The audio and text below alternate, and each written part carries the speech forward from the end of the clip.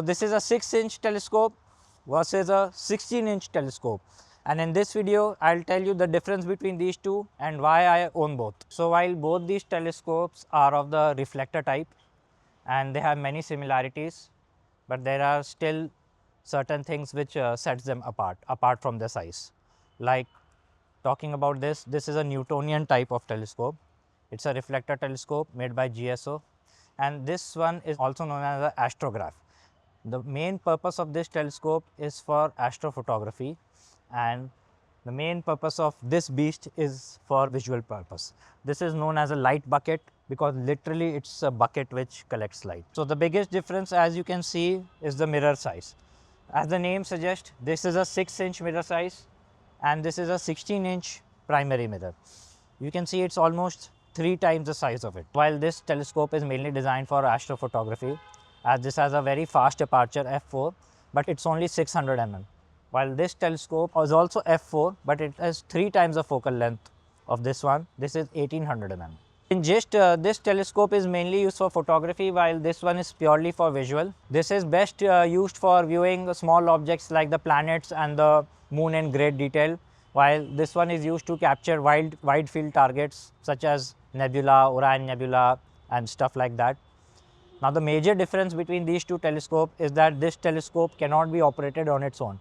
It needs a specialized mount, an equatorial mount on which to mount this telescope. But this one, as it's purely visual and it can rotate on its own, and this was a design which was invented by Dobsonian. This telescope can operate on its own and it requires no specialized mount or anything.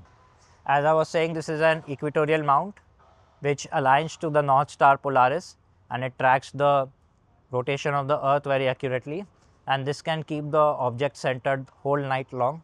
This is a computerized mount, go-to mount, and it can automatically find targets for me. So this is very ideal for photography. Now coming on to the Dobsonian telescope, well, it essentially does not come with a mount. This is a base, handmade base which I made because the original was not so great. So this I designed on my own. As you can see, this is a DIY mount. It's essentially a big barn door tracker and which can help you keep the object centered for 30-35 minutes. But it's not really ideal for any long exposure photography or anything of that sort. This is great for planetary photography, but apart from that, it cannot really do deep sky stuff. But this one is really great for galaxies and nebulas. And this is an out and out astrograph, and this is an out and out visual telescope. Comment down below on what type of videos do you want to see more on my channel. Are they vlogs or equipment or editing tips or just my observation of the night sky? And just comment down below because I am really confused on what content to get to you guys. So subscribe and stay tuned.